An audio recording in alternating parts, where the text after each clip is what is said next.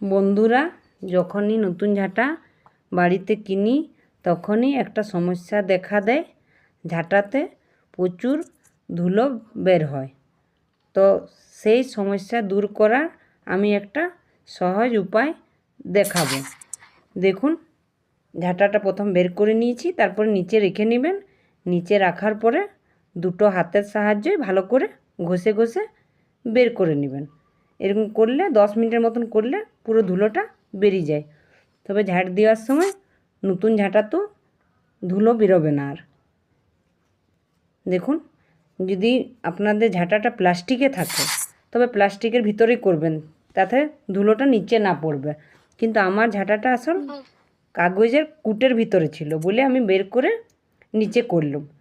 দেখুন, এতে খুব বেশি ভালো হবে।